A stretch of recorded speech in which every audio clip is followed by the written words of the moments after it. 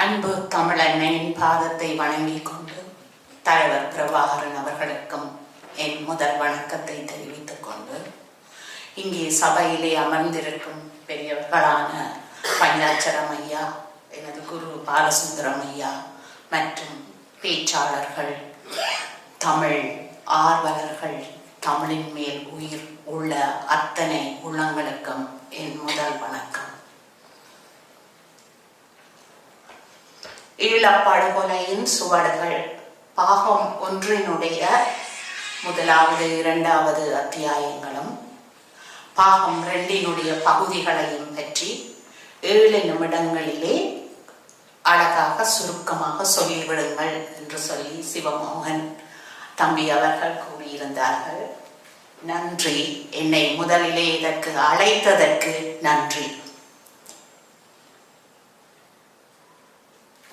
அன்னையை வணங்குகிற பொழுதெல்லாம் நாங்கள் ஈழத்தின் மக்கள், ஈழத்தமிழ் மக்கள் என்பதை மறந்துவிட முடியாது. அதை மறந்து வாழ்வது என்பது எந்த பயனும் இல்லை. எங்களுடைய வரலாறு மிக பெரும் பெருமதி மிக்க வரலாறு என்பதை நாம் அறிவோம். உண்மையில் ஈழ தேசத்தில் நாம் தமிழ் பேசுகின்ற மக்களாக, பாரம்பரியம் மிக்கவர்களாக இருக்கிறோம் என்பதை நிஜத்தடம் நிலவன் அவர்கள் அழகாக எங்களுக்கு பதித்து தந்திருக்கின்றார். வெளியீட்டுரையிலேயும் எங்களுக்கு கலாநிதி குலமோகன் அம்மா அவர்களும் மிக முழுமைப்படுத்தப்பட்ட ஒரு செயலை எங்களுக்கு தந்தார். இவரினுடைய இந்த நிலவனுடைய இந்த வேலைப்பாடு என்பது மிக பெரிய பெருமதி மிக்கது. நீங்கள் எல்லோரும் உணர்ந்து கொண்ட அறிவுபூர்வமாக நாம் ஏற்றுக்கொள்கிற ஒரு விடயம். இந்த முதலாவது அத்தியாயத்திலே இவர் கொண்டு வர வேண்டிய விடயங்களை, கட்டமைப்பை எப்படி கொண்டு வந்தார் என்றால், 1833 முதல்பட்ட எங்களினுடைய நாங்கள் எப்படி எங்களினுடைய படுகொலைகள் ஆரம்பமான சிங்கள அரசினாலே ஒவ்வொரு வகையிலேயும் நாம் எவ்வாறு தண்டிக்கப்பட்டோம், எவ்வாறு அழிக்கப்பட்டோம் என்பதிலே தொடங்குகிறார். தொடங்கி அவை ஒவ்வொன்றும் இன்று வரை தொடர்ந்து வருகின்ற விதங்களை ஆண்டு பூர்வமாக பயங்கரவாத தடை சட்டம், இந்த தொல்பொருள் திணைக்களம், வன ஜீவராசிகள் திணைக்களங்கள், இவர்கள் முன்னெடுத்த ஆக்கிரமிப்புகள் வடக்கு கிழக்கு மாகாணங்களிலே அரசு ஆதரவுடன் இடம்பெற்று கொண்டிருக்கிற, அன்றிலிருந்து இன்று வரை இடம்பெற்று கொண்டிருக்கின்ற ஒவ்வொரு விஷயங்களும், பௌத்தமயமாக்கல், சிங்கள குடியேற்றங்கள், காணாமல் போனோர் விவகாரம், தமிழ் அரசியல், 75% இன அழிப்பு உடைய நீண்ட சரித்திரம் தான் இது. இது நீண்ட சரித்திரம் மாத்திரம் இல்லை, இது ஒரு ஆவண பதிப்பு. பெரியவர்கள் கூறியது போல எமக்கு மகாவம்சம் எவ்வளவு பொய்க்கதைகளை கூறுகிறது என்பதற்கான ஒரு எதிர் ஆதாரமாக இந்த புத்தகம் இருக்கிறது. அதனால பெருமதி மிக்கது பாருங்க. அதை முதலில் நாங்கள் இங்கே ஏற்றுக்கொள்ள வேண்டும். நன்றி நிலவன் அவர்களே, நன்றி. அதாவது மகாவம்சம் எப்படி எல்லாம் பொய் சொல்லி இருக்கிறது, அந்த பொய்யின் பின்னணியிலே எங்களுடைய குருதி சேற்றிலே நாம் எப்படி புதைந்திருந்தோம் என்பது மற்றவர்களுக்கு தெரியாது. வெளிநாட்டவர்கள் எங்கள் வரலாற்றை எழுத முனைகின்ற பொழுதெல்லாம் அவர்களுக்கு கிடைத்தது மகாவம்சம் மாத்திரமே. எங்கள் இலங்கையினுடைய வரலாறு, ஈழத் தமிழர்களுடைய வரலாறு பல விதத்திலே மறைக்கப்பட்டு புதைக்கப்பட்டு விட்டன. அது வெளி உலகத்திற்கு தெரியாததாக பல்வேறு வருடங்கள் எங்கள் காலங்கள் புதைந்து போயின. அந்த புதைப்பிலிருந்து எங்களை மெல்ல கையிலே மீட்டெடுத்திருக்கின்றார். இந்த ஈழப்படுகொலையின் சுவடுகளில் இந்த முதல் பக்கமே எமக்கு சொல்லுகிற விடயத்தை அவர் முதலாவது அத்தியாயத்திலே சொல்லுகிறார். இந்த பிள்ளைகள் எதிர்கால பிள்ளைகள், நேற்றைய பிள்ளைகள், இன்றைய பிள்ளைகள், நாளைய பிள்ளைகள், இவர்களினுடைய எதிர்காலம் என்ன? இந்த எதிர்காலம் இன்றும் கேள்விக்குறியாய் இருப்பதற்கான ஆதாரங்கள் என்ன என்பதை படிமுறைப்படுத்தி ஆண்டு முறையிலே நமக்கு கொடுத்திருக்கிறார்.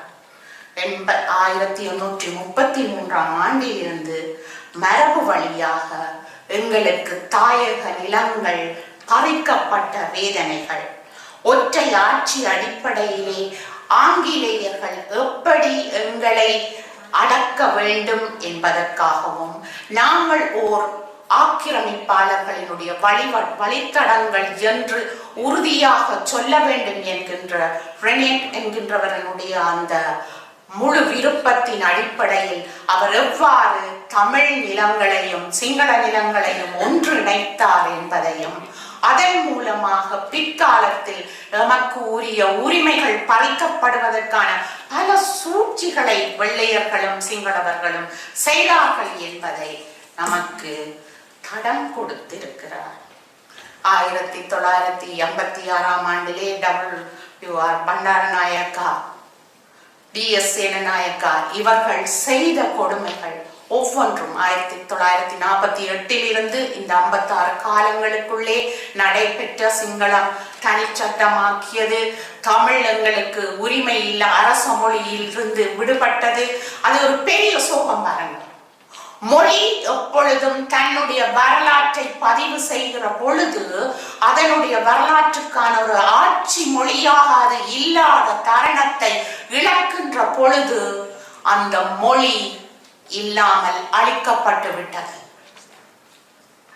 நம்மை கொலை செய்கின்றார்கள் என்பதை விட அந்த தகுதியை அந்த மொழி இழக்கின்ற பொழுதே அரச தகுதியை இழந்து விட்டது என்பதே மிகவும் சோகமான வரலாறு.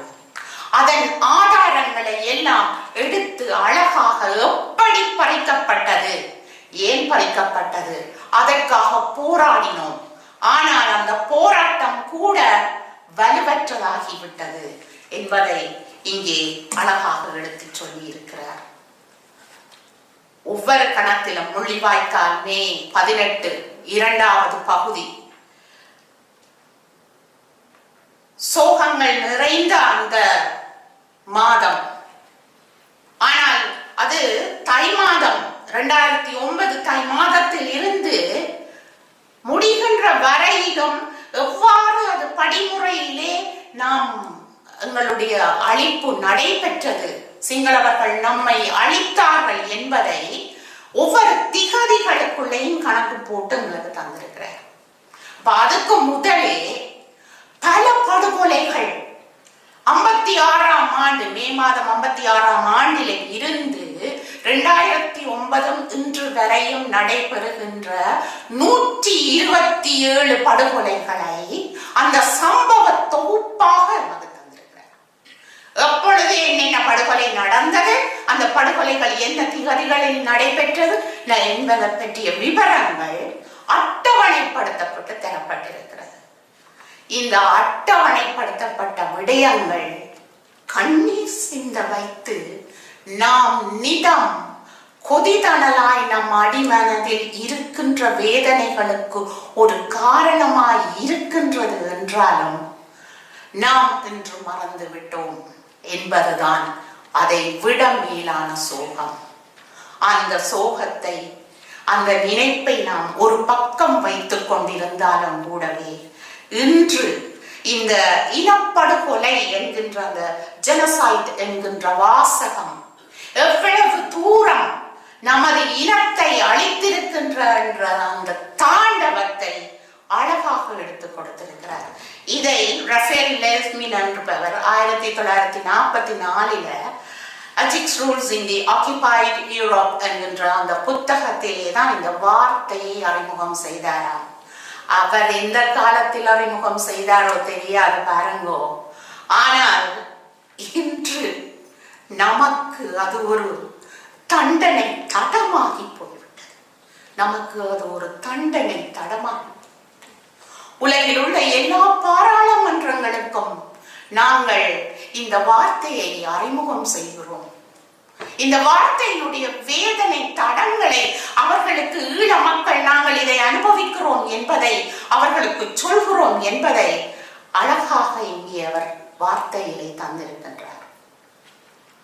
அப்படியும் நாம் இன்னும் இந்த ஜெனோசைட் இனப்படுகொலையில் இருந்து மீளவில்லை, இன்னும் தொடர்ந்து கொண்டேதான் இருக்கிறது என்பதை திடமாக எடுத்து சொல்கிறார். எது எது எல்லாம் நடக்கக்கூடாதோ அது எல்லாம் தமிழர்களுக்கு நடக்கிறது என்கின்றதுதான் சோகம். ஆனால் இவற்றில் இருந்து நாம் வெளியேற முடியுமா முடியாதா என்பதற்கான ஆதாரங்களை நாங்கள் ஐநா சபைக்கு நாங்கள் கொடுத்து கொண்டுதான் இருக்கின்றோம். ஐநா சபை தன்னுடைய பிரகடனத்திலே முக்கியமான அம்சத்தை வைத்திருக்கிறது, அதை நாங்கள் மறக்கவில்லை. ஆனால் அதிலே ஒரு விடயத்தை கூட அவர்கள் இன்னும் கவனிக்கவில்லை என்பதுதான் நாம் எப்படி கொடுமைப்படுத்துகிறோம். குழு உறுப்பினர்களுக்கு எந்த ஒரு தவறும் ஏற்படக்கூடாது, குழு உறுப்பினர்கள் தண்டிக்கப்படக்கூடாது, கொலை செய்யப்படக்கூடாது.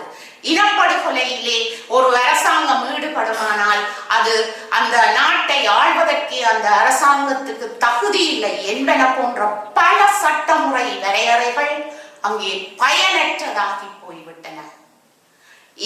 இன்றும் எங்களினுடைய முயற்சியினாலே நாம் ஐநா சபையை அணுகி பல விடயங்களை நாங்கள் அவர்களுக்கு கொடுக்கின்ற பொழுதும் முழுமையாக இன்னும் அவர்கள் இந்த தேசிய உலக தண்டனைகளில் இருந்து தப்பிவிட்டார்கள், தப்பிக்கொண்டே இருக்கிறார்கள். அவர்கள் இதற்கான விடையை தர வேண்டும் என்பது எல்லோருடைய அவாவும். ஆனால் அந்த அவா இங்கே உறுதிப்படுத்தப்படவில்லை. எங்களுக்கு அந்த அவாவுக்கான பதில் இன்னும் கிடைக்கவில்லை. நாம் இன்னும் வேதனை சுவடுகளிலேயே தான் வாழ்கிறோம். இந்த இடத்திலே நான் முக்கியமாக ஒன்றை சொல்ல விரும்புகிறேன். புத்தகம் என்கின்ற இந்த ஆவண பதிப்புகள் வருகிற பொழுது அவை எவ்வளவு எங்களுக்கு முக்கியமானவை என்பதை பேராசிரியர் கார்த்திகேசு சிவத்தம்பி அவர்கள் குறிப்பிடுகிற பொழுது, இலக்கியமும் கருத்து நிலையம் என்கின்ற வகையிலே அவர் குறிப்பிடுகிற பொழுது, இலக்கியங்கள் எவ்வளவு தூரம் உண்மையை வெளிப்படுத்துகின்ற ஆவணங்களாக இருக்கின்றனவோ அவை வரலாற்று தடங்களாகின்றன. அவை எமது எதிர்கால சந்ததிக்கு நாம் கொடுக்கின்ற ஒரு முக்கியமான ஆவணங்களாக, பதிவாக அது காலந்தோறும் இருக்கின்றன. அப்படி இருக்கின்ற வேளையிலே அவை பதிவுகளாக உலக பரப்பிலே பேராசிரியர் பாலசுந்தரம் ஐயா சொன்னது போல அது எல்லா இடமும் எல்லோரையும் சென்றடைகிறது, அது பதிவாகிறது என்பதை அவர் குறிப்பிட்டது போல இவருடைய எழுத்து அழகாக ஒவ்வொரு விடயத்தையும் ஒரு முதற்பந்தி ஆரம்பத்தில் இருந்து அந்த இறுதியாக அந்த ஒவ்வொரு கட்டுரைகளையும் எடுத்து செல்கின்ற பாணியிலே சிறப்பு பெற்றதான ஒரு எழுத்து நடையை கொண்டவராக இவர் காணப்படுகிறார். அந்த விதத்திலே இவருடைய வயதுக்கு இந்த ஆய்வும் எழுத்தும் பெரும் பெருமதி மிக்கதாக இருக்கிறது என்பதை இங்கே தலை சாய்த்து கூறிக்கொள்ள வேண்டும். தம்பி, நீ இன்னும் வாழ வேண்டும், இன்னும் தமிழுக்கு நிறைய சேவை செய்ய வேண்டும். தமிழ் அன்னைக்கு நீ தடம் பதித்து கரம் கோர்த்து நிறைய விடயங்களை பாதாளத்தில் இருந்தும் குருதி சகதி புனலில் இருக்கின்ற நம்மை மேலெடுத்து கொண்டு வர வேண்டும். அங்கே வேதனையில் வாடுகின்ற எங்கள் ஈழ மக்களுக்கு ஒரு வழிகாட்ட நம்மை போன்றவர்கள் பலர் முன்வர வேண்டும். மறந்து விட வேண்டாம், அங்கே வேதனையில் இருப்பவர்களுக்கு உதவுவது நமக்கு எவ்வளவு முக்கியமோ ஆவணங்களும் அது போலவே. இதிலே ஒரு படம் இருக்கிறது, அதை சொல்லியே ஆக வேண்டும், அதை நான் காட்ட வேண்டும் என்று நினைக்கிறேன். என்னவென்றால், இந்த முதலாவது பகுதியிலேயே அவர்கள் போட்டிருக்கிறார்கள். எப்படி என்றால், ஒரு மிகவும் முகப்பகுதி பாதிக்கப்பட்ட ஒரு பெண்ணினுடைய படம். அந்த அவருக்கு மூச்சு குழாய் கொடுக்கிற பொழுது அந்த சுற்றவர எல்லாம் பாதுகாப்பாக போட்டிருக்கிறார்கள். அதை இங்கே காட்டியிருக்கிறார்கள். அது எப்படி இருக்கிறதென்றால் தமிழ் அன்னை மூச்சு விட திண்டாடுகிறாள். அவள் திண்டாடுவதற்கான வைத்திய ஏற்பாடுகளாக பலர் முயன்று கொண்டிருக்கிறார்கள். அவரை காப்பாற்ற தமிழ் அன்னையை முயன்று கொண்டிருக்கிறார்கள். அந்த முயற்சி இப்படியே வேதனையோடு முகமூடியாய் காயங்களோடு இன்னும் தமிழ் அன்னை இருக்கிறாள் என்பதை ஞாபகப்படுத்திக் கொண்டே இருக்கிறது என்று கூறி என்னுடைய இந்த வாய்ப்புக்கு நன்றி கூறி விடைபெறுகிறேன். நன்றி, வணக்கம்.